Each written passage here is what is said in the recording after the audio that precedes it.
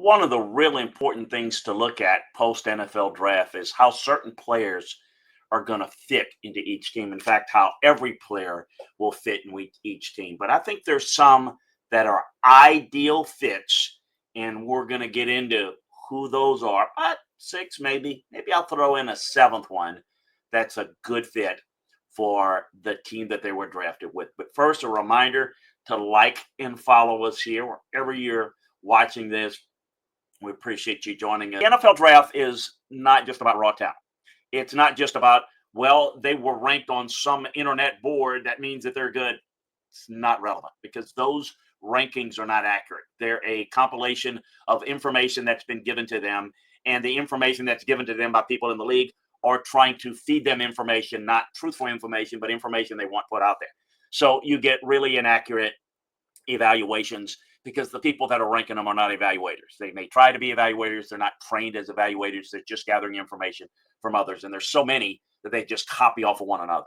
We're going to talk to you about some rookies that just didn't get picked, but they landed in ideal situations that maximize their strengths and offers a clear path to an early impact with the team that's drafted them.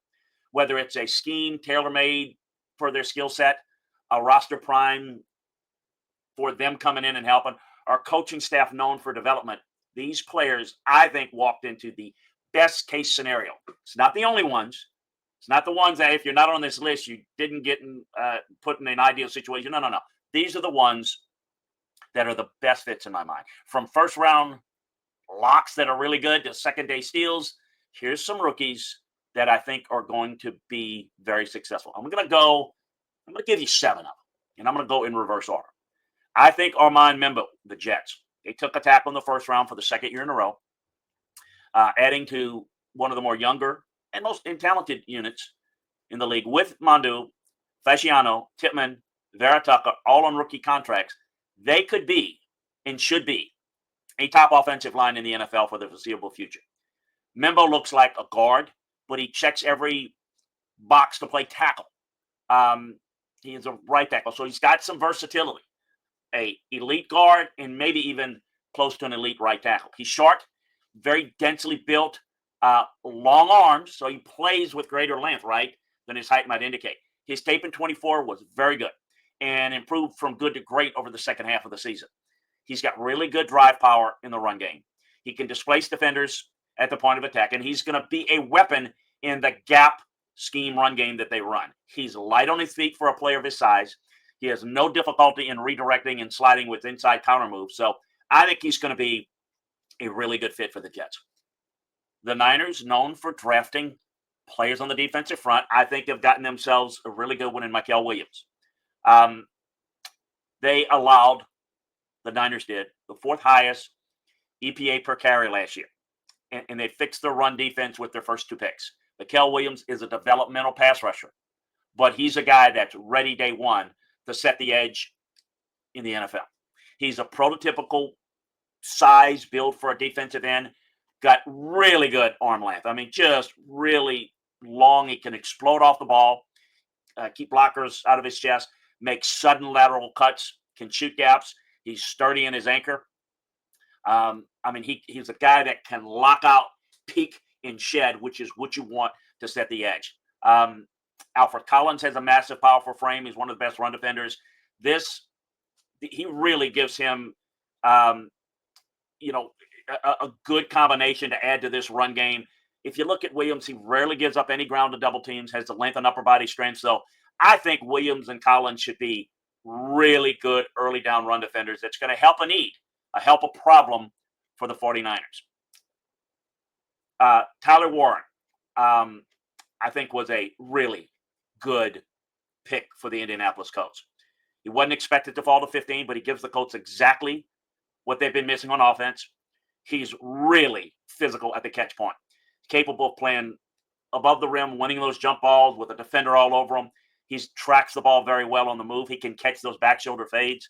Drops were a major issue last year, and likely the reason why he turned to school, but he cut his drop rate down from 15% to 2.8% in 24. His speed and explosiveness are average, but he has the quick feet, loose hips. I think he can be special. He's powerful competitive as a run blocker. He can play his play strength to handle inline duties and finish blocks are there. No, I think his short arms are going to hurt him a little bit as a blocker, but he can secure enough at the point of attack. This guy's going to be a weapon in the passing game. Jalen Walker of the Falcons. Atlanta finally investing on an edge in day one, and I don't know that the trade up for Jalen Pierce was justified. I think Jalen Walker at 16 was a very good pick. He's a hybrid defender who plays mostly as an off-the-ball linebacker for Georgia's defense, but he projects as a stand-up rush guy. He wins with speed and can convert speed to power, and he's got a great inside counter move. I think once he learns to sequence those moves very well in a coordinated way, I think he can be an elite pass rusher. Derek Harmon of the Steelers. This is a Cam Hayward replacement type guy. Big, long, explosive three technique. He holds the ground in the run game. Violent hands to shed blocks. A fierce bull rush. Has the burst to create separation. He's got some finesse and skinny as a pass rusher. He's one of the more disruptive defensive linemen in college football last year. Had an abysmal finish rate and ended with a pedestrian sack numbers. But I tell you, this guy has got the chance to be really good. He can bend, and I think he's can shorten those angles. I think he's going to be really, really good. The Seahawks drafted Nick Amanawari of South Carolina. This guy's a first-round talent, and Seattle was able to trade up and select him in the top of the second. He's one of the better athletes in this class, regardless of position. He plays safety, but he's built like a linebacker, and he looks like a corner in man coverage. Rare to find a player with this versatility. I don't know what people were thinking by not taking him higher. He's got the goods to be a dominant player. You know, he's got the versatility to defend the sidelines, to play the deep safety, to play press man on tight ends and slot receivers, drive in on breaking routes as a robber, shed blocks at the line of scrimmage, and he fits the run like a linebacker. There's certain things that he's not going to be ideal for, but he's a true renaissance guy, a Swiss Army knife guy that Mike McDonough is going to utilize his unique ability to move forward with. And the last guy I'll mention is Darius Alexander of the Giants. They needed to give Dexter Lawrence some help up front, and they got excellent value in the second round with Darius Alexander. He has prototypical size, length, athleticism, devastating bull rush, heavy hands. He can uproot blockers. He also can win as a finesse rusher. He's got a very good club swim move, ideal combination of bend, lateral quickness to attack the edge of the block. He takes calculated steps off the line of scrimmage to disguise his moves, set up his opponents. He can cross defenders, lineman's face, offensive lineman's face. He's disruptive as a run defender, recording at least one run stop in every game of the 24 season. His legs are a little thin for his size, and he needs to play blocks with a lower pad level to improve his anchor ability, but he has the power and twitch in his upper body to rip through single blocks and make plays downfield. He was one of the more impressive players, and certainly defensive tackles at the Senior Bowl. So some guys that I think are ideal fits for the reasons that I mentioned in my analysis.